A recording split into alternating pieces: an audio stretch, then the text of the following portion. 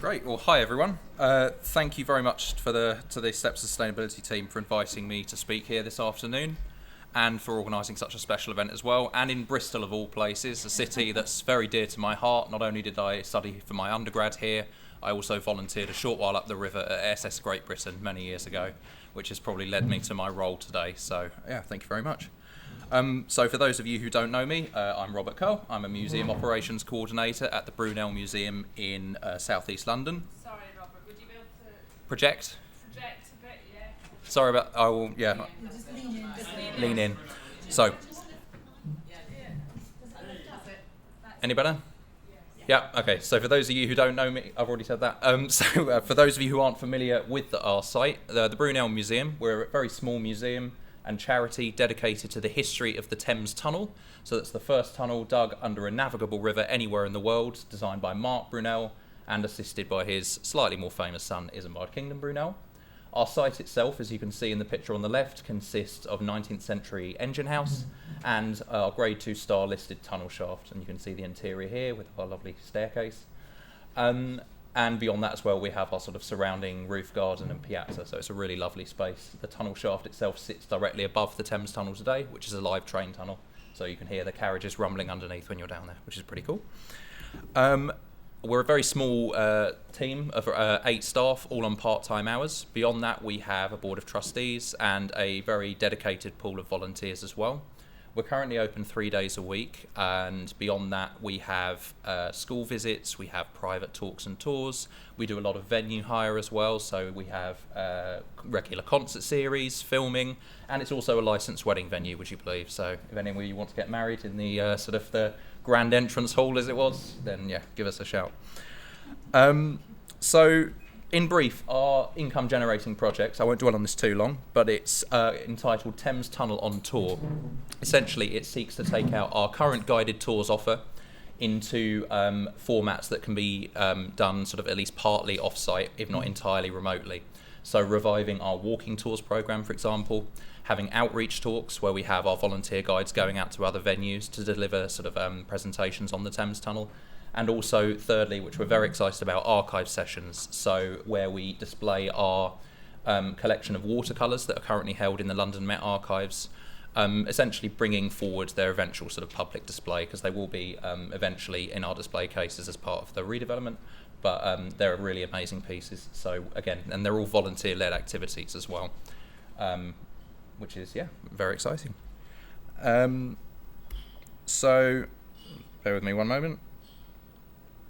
Yes, so of course the funding has given us the scope to explore these sort of new talk formats, but as I'm sure we're all aware, the Steps to Sustainability course has sort of far wider applications beyond this, and in sort of shaping the resilience, sustainability, and ultimately the success of our organisation.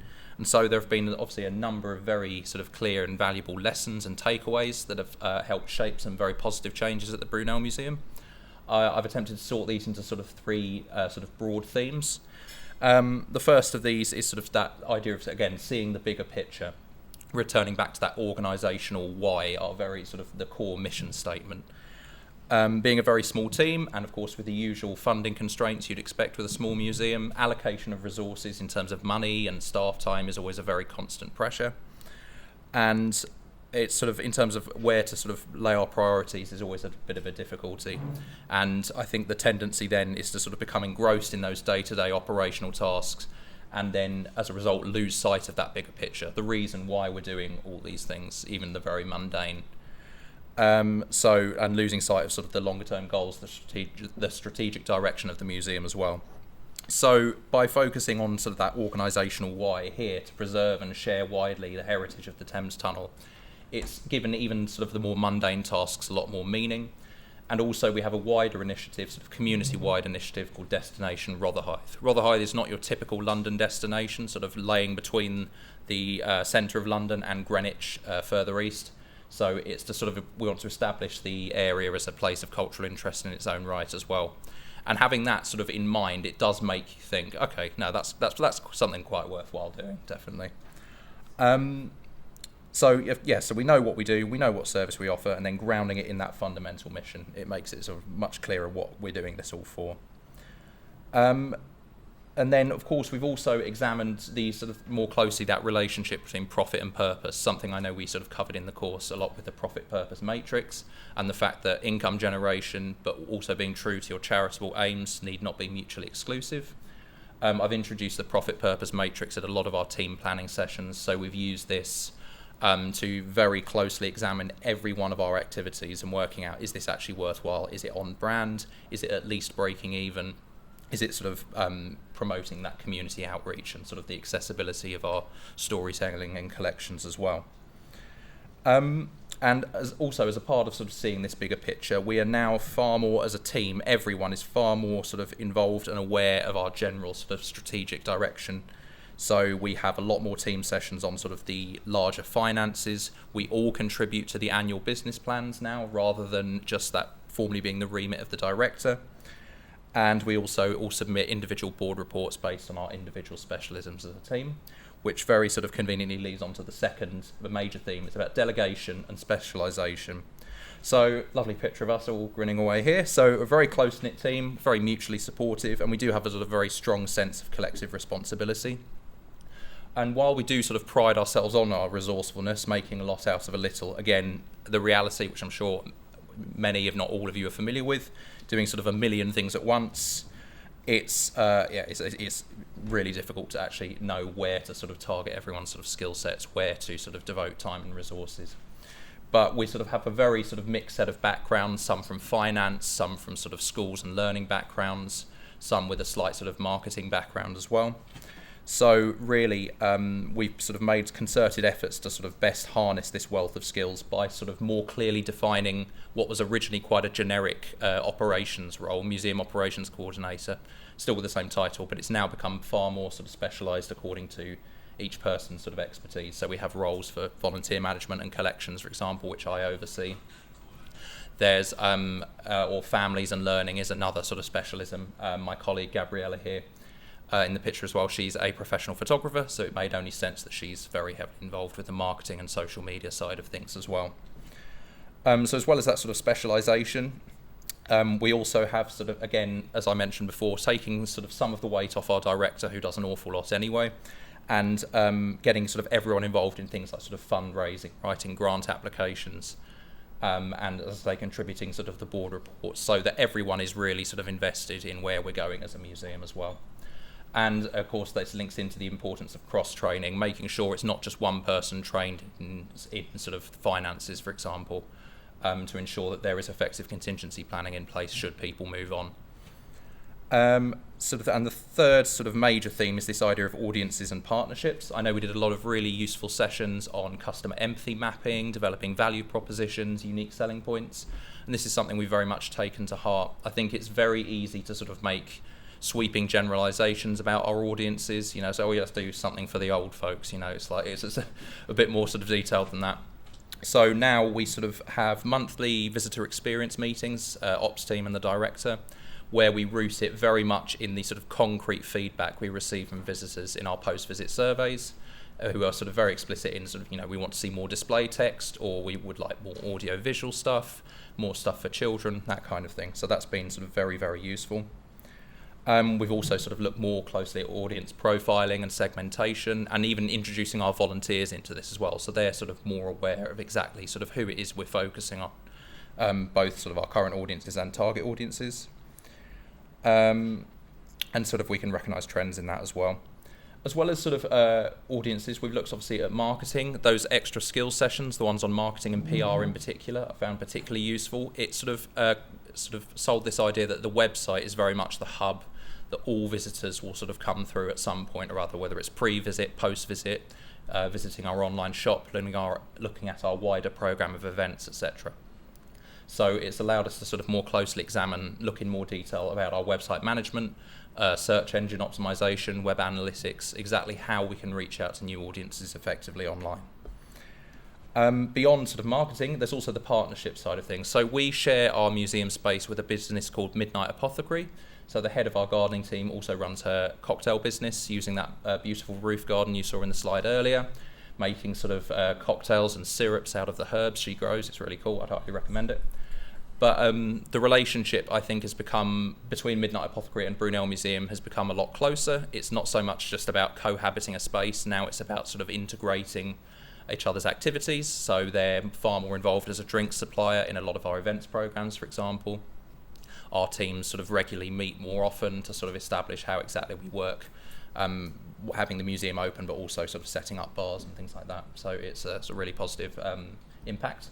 And then, of course, there's that idea again of working with other local venues as part of that Destination Rotherhithe initiative. So we're writing new sort of website content for things to do in Rotherhithe, sort of making a day of it. Come see the Brunel Museum, but then you can go to the Mayflower pub, or then you can sort of take part in some of community activities at a nearby centre called Time and Talents.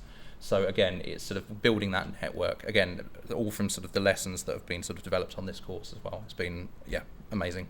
Hope it's not too narcissistic to have a picture of me right next to me speaking here.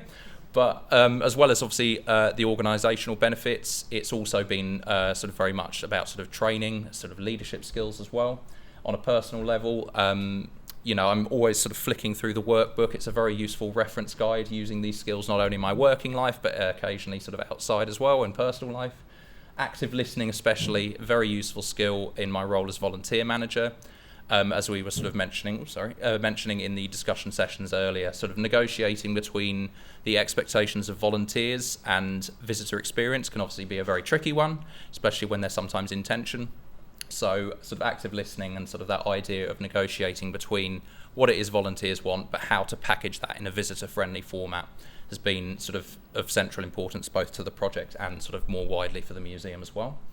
There's that idea as well of pushing out of the comfort zone. I do not have a brain for numbers really at all, but with sort of these sessions on understanding costs and drilling down into a bit more financial detail, obviously not only crunching the numbers for this project, but I've also managed to actually sort of take on a few other financial tasks, again taking some weight off the finance manager, but also it's sort of worthwhile training doing anyway. So I've been producing invoices, writing manual journals where needed.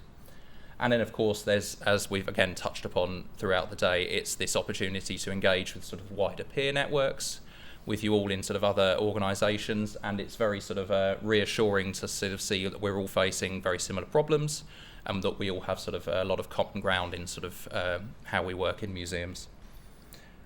And then finally, what's next for the Brunel Museum? So we're very fortunate that we have a National Lottery Heritage funded redevelopment project, which will see a redevelopment of our site with a new visitor centre, an expansion of the display space in our engine house, so we'll have a lot more of our collections items brought back on site, a lot more about sort of Rotherhithe's local history more generally, as well as just the Thames tunnel, and we'll have sort of more audio-visual material in the tunnel shaft itself.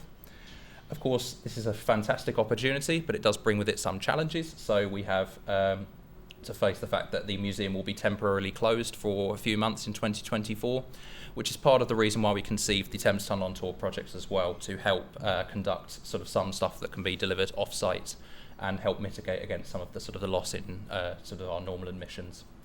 So the rollout of the Thames Tunnel project will be taking obviously place over the next 6 months or so. So we're producing new scripts, we're sort of training up new volunteer guides, we're booking sort of the London Met Archives rooms, and obviously readying our website and so on as well, ready to sort of start receiving inquiries and bookings. And then all of this against the backdrop of an ongoing sort of cost of living crisis, and there's still a slight hangover from sort of the COVID era as well. So we're very, very sure, both in our sort of main activities, but also our projects as well, to stress its accessibility. So we're bringing our collections, bringing the Thames Tunnel story out to people, as well as stressing value for money. So our memberships program, for example, has recently taken off a bit more, stressing that you can sort of keep returning to the Brunel Museum, you can bring people with you for sort of at a small cost as well. Sort of, we're always trying to encourage sort of reciprocal visits. So that's pretty much all I have to say. Thank you very much for listening. If you have any questions, feel free to come back up to me afterwards. But yeah, thanks. Cheers.